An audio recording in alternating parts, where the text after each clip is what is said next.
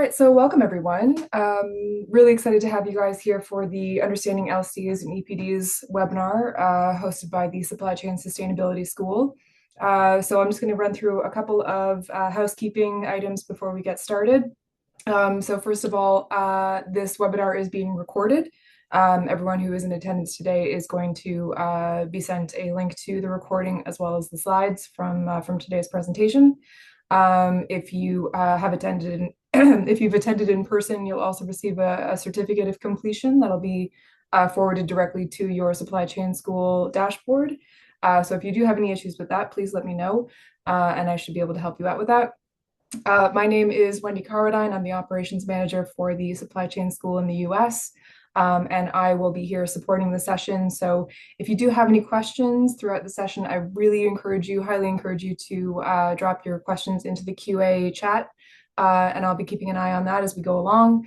If you have any technical issues, also please let me know and I should be able to help you out. If you are interested, this session will live on in the Supply Chain School Resource Library.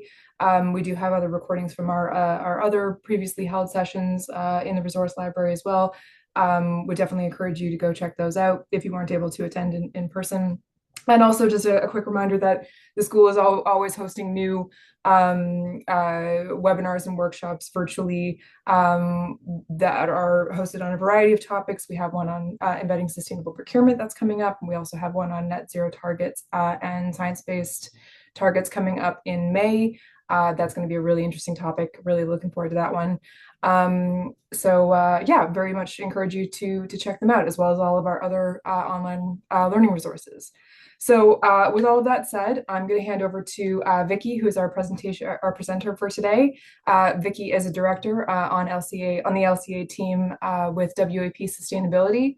WAP Sustainability is a full-service sustainability consulting and software development firm. And Vicki brings more than a decade of experience in the life cycle assessment, green building, and renewable energy development to her work. She works with clients from Fortune 500 companies to startups to help them identify potential environmental impacts in their manufacturing processes and supply chains. She supports them in decarbonization and product optimization and sustainability storytelling. She is an active member of the American Center for Life Cycle Assessment and is a life cycle assessment certified professional. So you're in excellent hands. I'm going to hand it over to Vicki. And yeah, I hope everyone enjoys the session. Yeah, thank you so much, Wendy. Excited to talk through all of this great information with everyone. So welcome. So for the next, let's say 40 minutes or so, and then we'll have time for questions. We'll be walking through LCA, EPDs, how they're used, how they're created, to gain a better understanding of the topic. Next slide, please.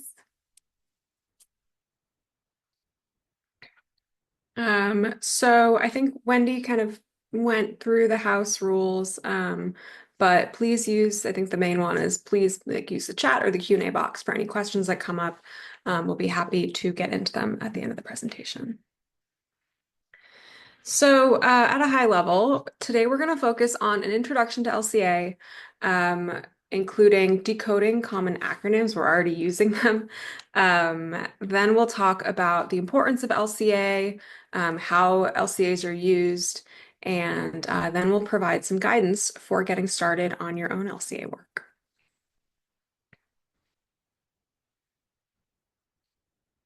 So first off, let's get started with just an overview of life cycle assessment. So we use these common acronyms, starting with LCA. I've already used it a bunch of times, but LCA stands for life cycle assessment. So that's a method for calculating potential environmental impacts associated with the whole life cycle of a product or a process, according to a specific series of ISO standards.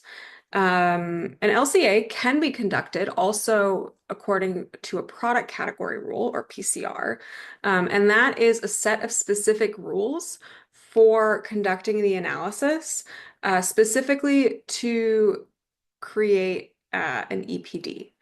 And an EPD is an environmental product declaration. And what that is at its core, it's a public-facing marketing document, disclosure document, that summarizes the results of an LCA in a standardized format that's easy to read and understand. Program operator is another acronym that we use. That's a third-party organization that manages EPD programs, including developing PCRs and verifying EPDs. If we can go next. So one way to think about uh, all of these different terms that I've just defined is that to create an EPD, you need an LCA that is based on a PCR or that follows the rules of a PCR. So to dig a little bit deeper into LCA itself, it helps to focus on the specifics of the life cycle, right? So a product life cycle, it starts when raw materials are extracted from the earth. So think like ores, like metal ores, or like trees that create wood, things like that. So those resources are extracted from the earth, and that life cycle ends when the product reaches its end of life, right? So whether the product is recycled or landfilled or, remanufactured into something else.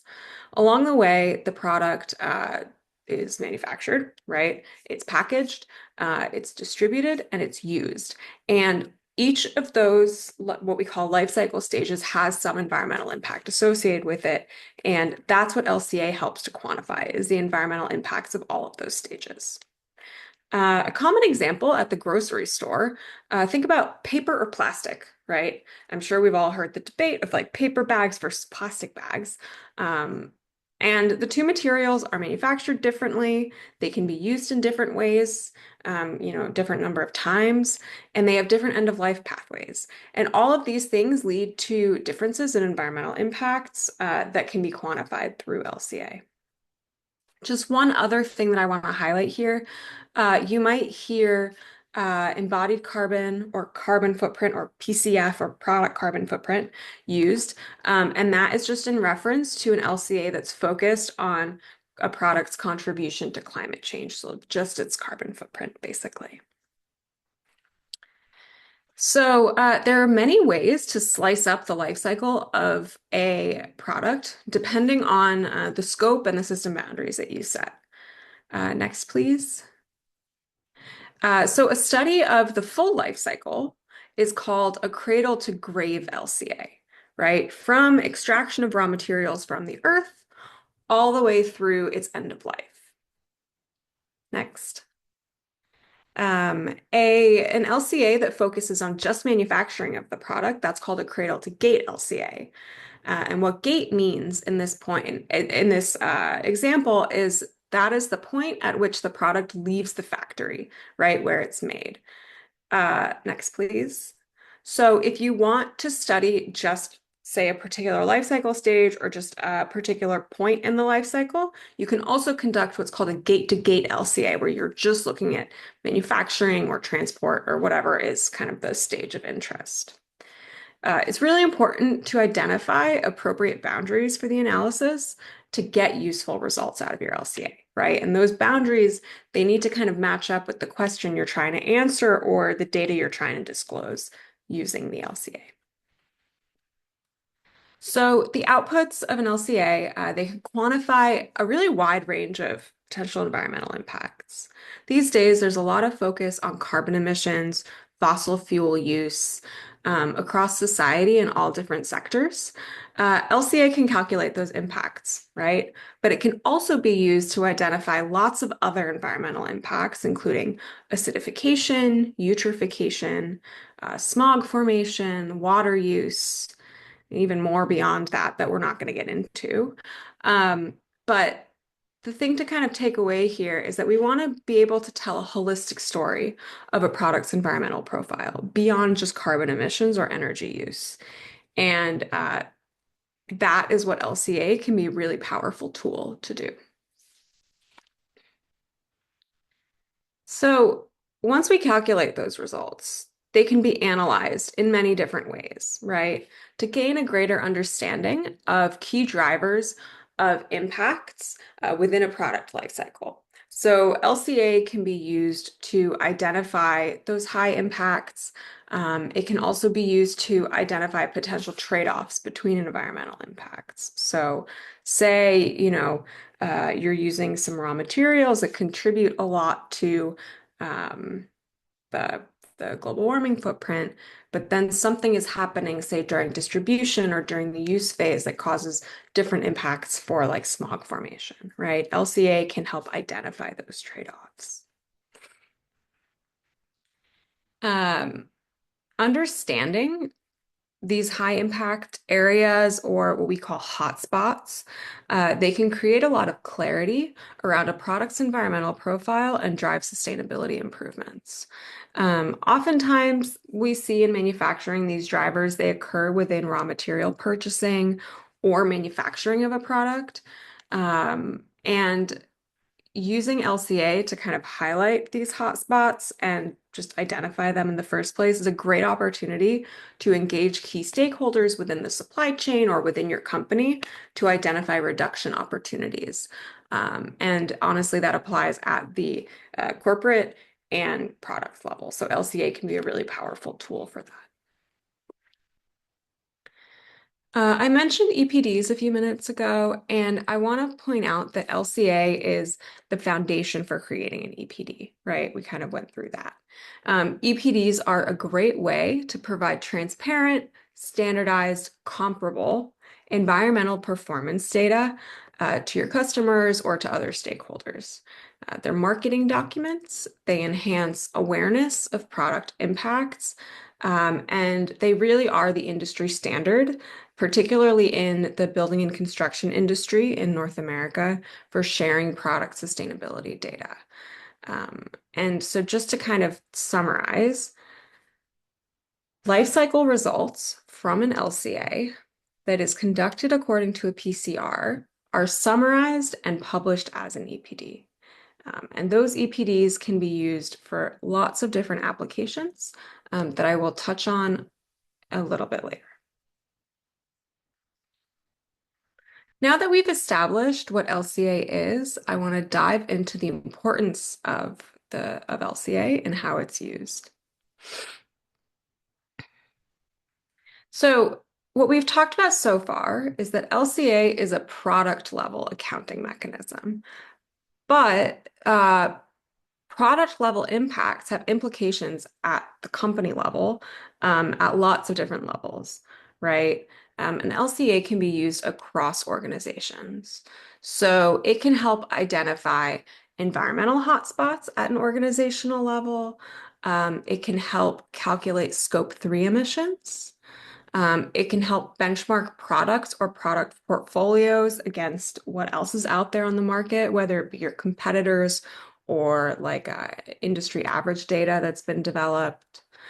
It can also be used as a tool for supplier engagement or to kind of as a base for, how should I put this? A base for developing a supplier engagement program, right? By identifying priority materials and things like that. It can also be used to create carbon neutral products, and also to set science-based targets. So it's a really versatile mechanism and a really versatile kind of analysis approach that can be used for a lot of different things. It's a powerful tool, right? You can kind of tell I've kind of extolled many of the virtues of LCA already. But like all things, it has limitations. It does not replace the need for clear corporate greenhouse gas accounting. It's limited in its ability to support scope 1 and 2 calculations. It can support those calculations. It cannot replace those calculations. It is not a corporate reporting mechanism, meaning it can't be used as an ESG report or a corporate sustainability report. And it doesn't support material health or material disclosure requirements. So that being like material health certificates, HPDs, things like that. That's kind of a different approach, complementary approach to product sustainability. So now we'll get into a couple of different applications of LCA and how we see it being used in the market. So one of the core uses of LCA is as a design tool. It is a critical tool for establishing impact reduction goals and measuring progress toward those goals. Integrating LCA into an iterative product design process can lead to better designed and more sustainable products.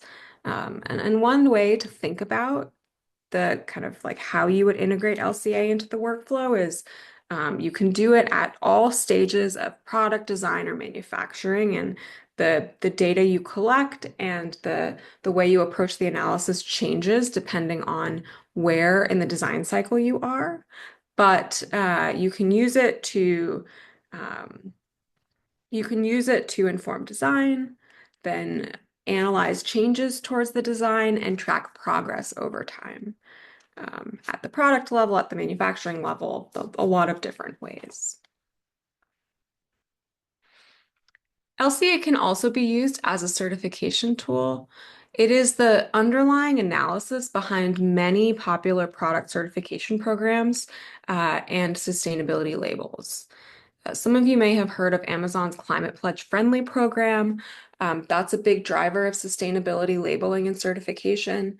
Um, So LCA can be used to gain a Climate Pledge Friendly label through Amazon.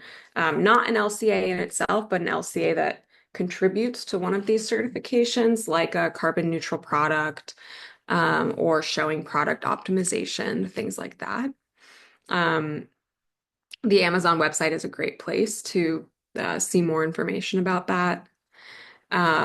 It can also be used to get LEED points. So particularly, LEED is for the building and construction industry. And so EPDs for construction products can be used to get LEED points for a building. And this is a major driver of LCA in the marketplace for building and construction products. And yeah, I mentioned that carbon neutral products, you can get carbon neutrality certifications using LCA.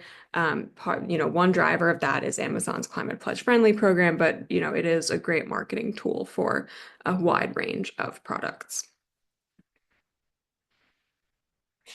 I did also mention that LCA can be used to support Scope 3 accounting.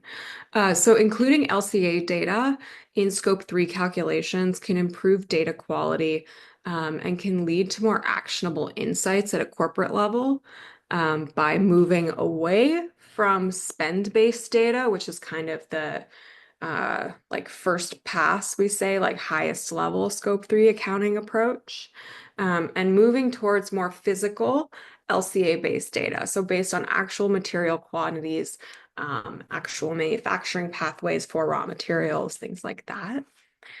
Same for the transportation portions of Scope 3 using LCA-based data for emissions from transportation. That's another way to use it.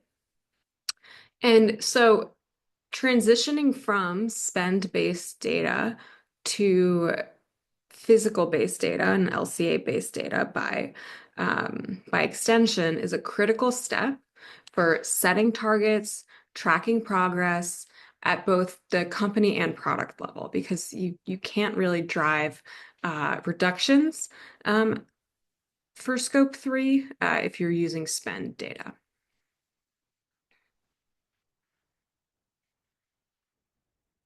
The results of an LCA are often used to publish product environmental data or to support green marketing claims as well. So one example of publishing product environmental data is environmental product declarations, or EPDs. But that's not the only way to use LCAs in your customer-facing communications, whether those customer-facing communications are business to business or business to consumer. LCA can be used to kind of share product footprint information, to back up marketing claims, things like that.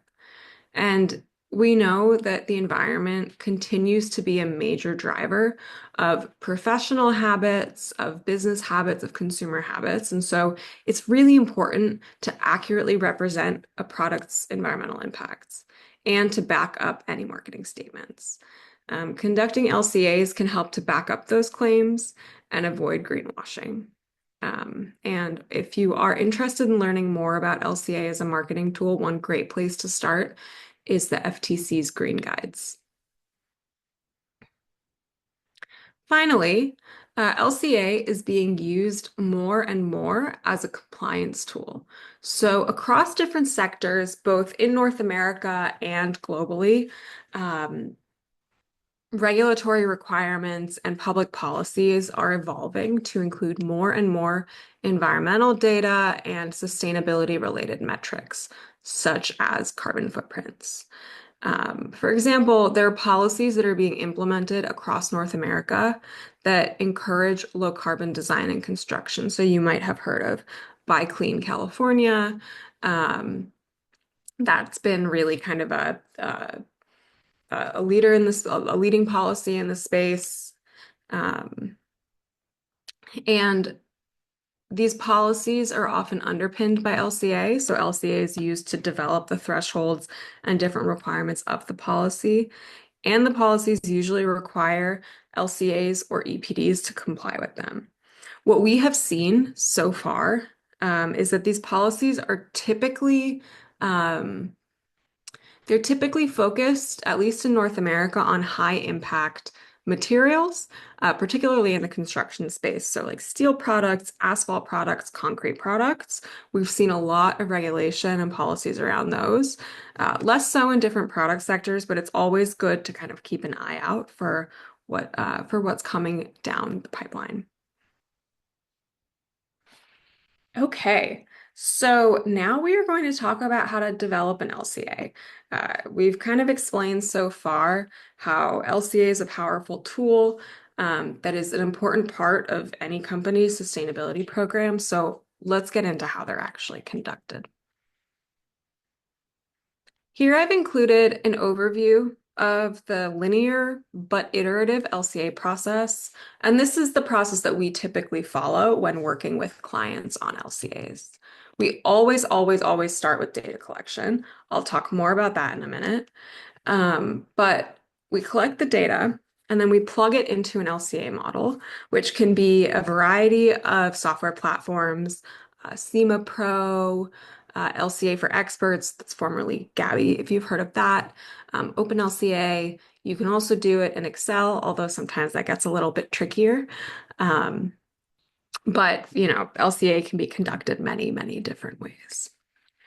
We build the model, which outputs the results. So that might be carbon footprint, that might be the water use for the product life cycle. It might be the eutrophication over the product life cycle, whatever is important. We talked about during that sort of like scoping exercise at the beginning.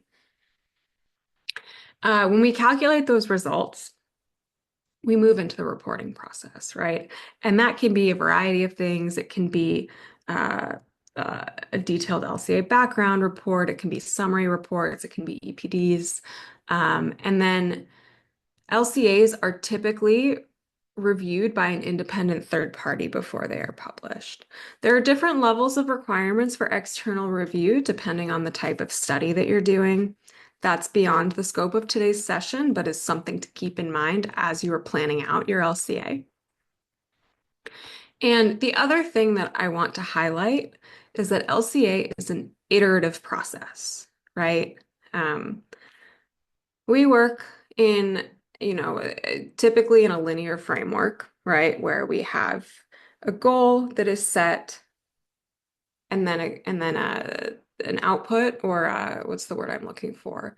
A conclusion, a work product from that goal. But there is iteration in that process, right? So data collection is typically the biggest effort for a company, but it's key to an accurate assessment and accurate results. You might have heard the phrase garbage in, garbage out. If the data is not high quality, then you will not get accurate results for your product. And the iterative process totally plays into that, right? So we are constantly working based on the outputs of our model, based on the feedback that we get from the review process to refine the data that we've collected, to check it to make sure it makes sense and is accurate, to refine assumptions and other approaches within the LCA model, and to make the reporting as clear as possible. And this sort of iteration, while of course we don't want it to go on too many times because, we want to have an efficient process that produces a high quality work product, um, it really contributes to a better LCA and a stronger analysis. So I encourage you as you're embarking upon these journeys to just think about this iterative process.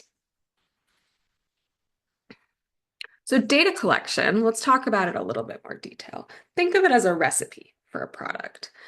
So we start with ingredients, right?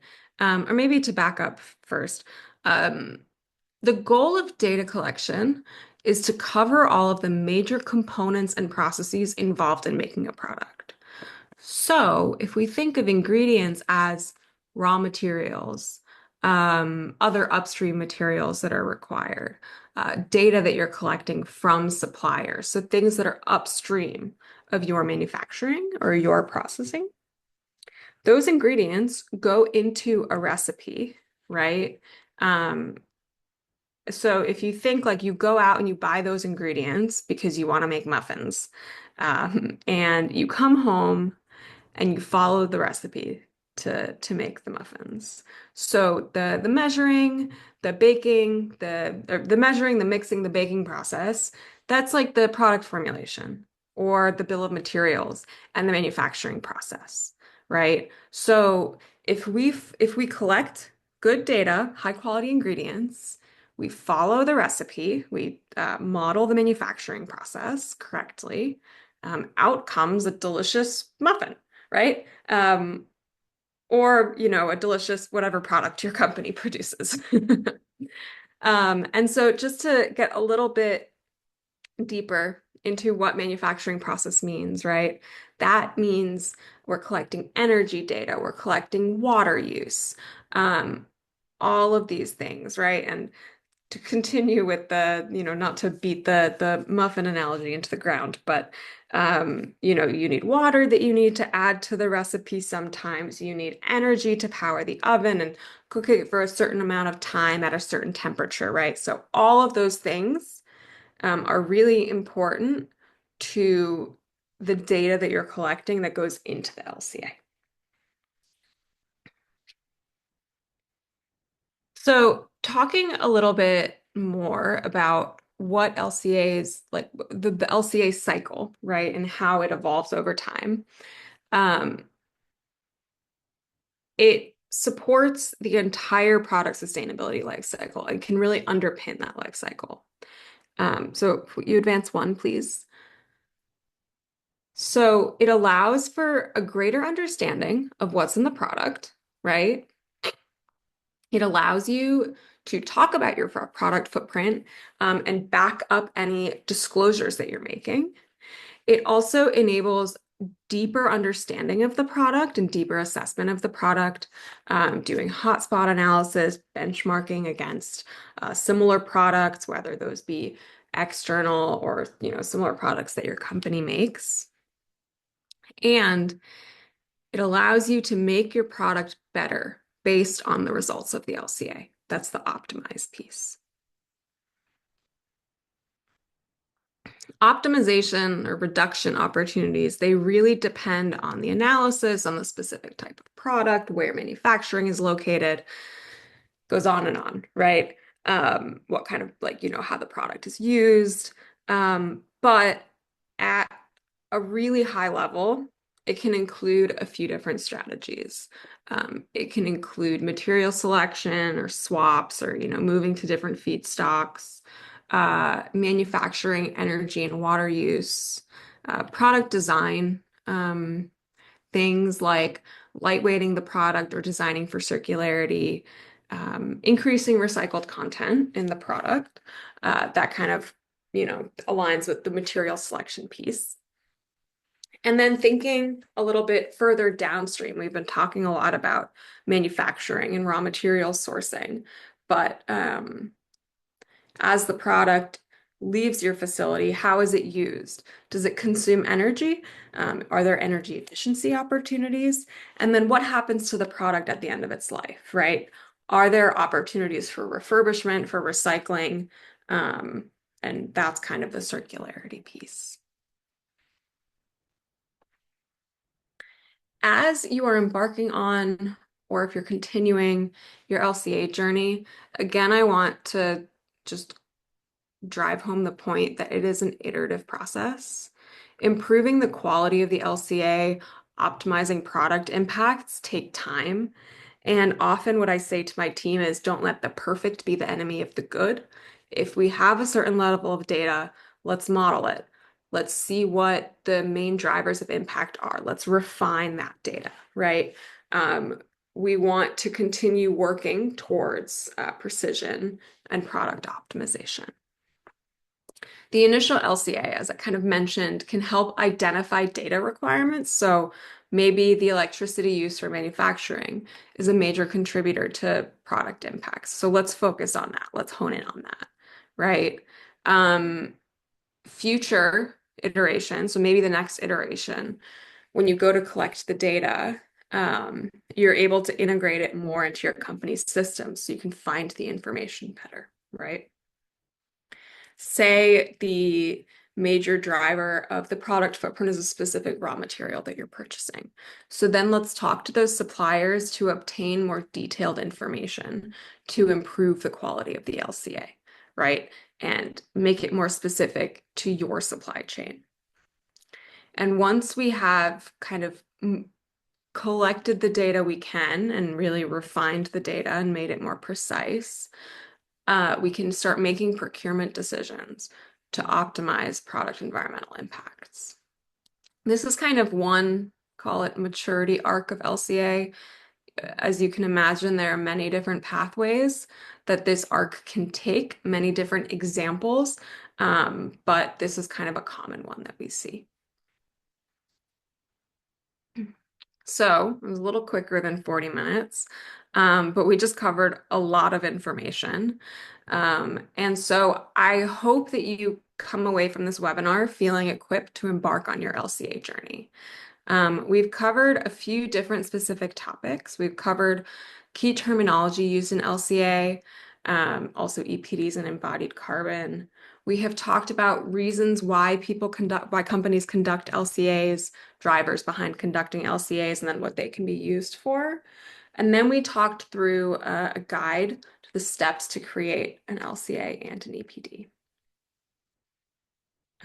And so that's all I have. Thank you very much for your time. My email is on the screen if you want to take it down. I'm happy to take any questions now. Would love to hear your thoughts on the presentation. And if you want to follow up with me later on, you can absolutely get in touch via email. Okay, great. Thanks, Vicki. Just a reminder that the Q&A chat is available to you in the bottom of the window if you guys do have any questions. Um, I actually have a quick question if it's all right with you, Vicki. So you mentioned the health reporting of material being separate from an LCA or an EPD. Is there, Mhm. are you aware of any initiatives to dovetail those programs? Are you aware of anything where it's like, oh, do one and it's like a package deal? That's a good question. I think that they are complementary in that, a lot of for LCA, you would be collecting like the product bill of materials and determining, say, the environmental profile, like the carbon footprint or the water footprint of all your different raw materials. And that same like bill of materials or formulation can be used for material health work. But material health work is really more like the presence or absence of specific substances. Um, again, from more of a health perspective, where we look more at um, environmental impacts, right? So, in terms of like specific disclosures that report both, I am not aware of any. Um, but it is there are efficiencies to going like to conducting both sorts of analyses at the same time. Okay, great. And just Hmm. one more question, unless there are any from the audience, but I'm aware that within the supply chain sustainability school, we obviously have a wide range of business sizes, and obviously there could be some barriers to maybe attempting an LCA or an EPD for the first time, depending on your size of business. What would you say is maybe the best way to overcome those barriers if you're a small business versus a large business? Yeah, that's a great question. So I think I mean, there's challenges at like all different levels, right? If you're a small business, you probably have a much better handle on what's happening within your manufacturing, right?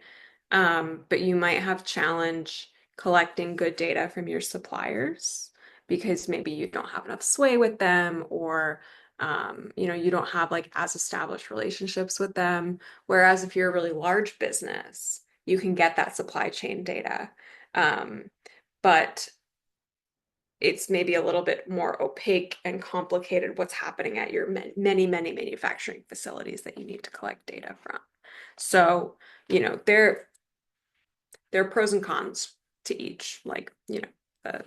I shouldn't say pros and cons. There are challenges and opportunities. Um, I think in terms of like LCA scoping, there's lots of ways to go about it too. Really identifying why you're conducting the LCA. Is it to satisfy a customer request? Is it to put public claims out there? Is it to, go for a carbon neutral certification or something like that? Can also help figure out how much data you need to collect, how much effort you need to put in. So there's lots of different solutions depending on company size, aims of the LCA, things like that. Okay, great, thanks. Hmm. If there are no other questions from the audience, I think we'll wrap it up. Just a reminder that you will receive an email from me shortly with all the information from today. If you do have any questions, highly encourage you to reach out either to Vicki or myself. My contact details are here on the screen right now. And would also just love to hear from you. Would love to engage with you. So, well, we got a question from Julie actually. Yes, What would saw be the that. best start approach to LCA in a construction business that uses a lot of raw material? Yeah, great question. Um, I think starting with an inventory of materials, kind of understanding what um, your largest quantities are, right? Um, I like to think of it as like a triage approach. What what are the largest items that most likely have the highest impacts? And what are the smaller items that maybe like we can look at later, right?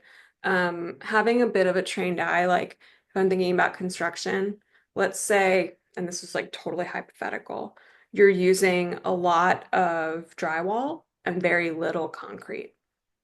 We know that concrete is a really high impact material, like from a carbon perspective. So even though you're only using a little bit of concrete, I still would want to take a look at it, right? That's kind of one example, but I would say like the simplest answer is let's just look at your inventory of raw materials and start assigning uh, environmental sustainability LCA data to those raw materials to figure out what the footprint is. Great. Okay, Julie, I hope that answers your question. Um, I'll give the audience just a few more minutes here. Um, Not seeing any typing. Anyway, I think we'll wrap it up. If you do have any questions that you think of post the event, like I said, please feel free to reach out. And I just want to thank everyone for their time today. So thank you, Vicki. That was a really great session. Really enjoyed it. And I hope to see everyone again at a future event. So thanks very much. Yeah, thank you, everyone. Have a great rest of your day.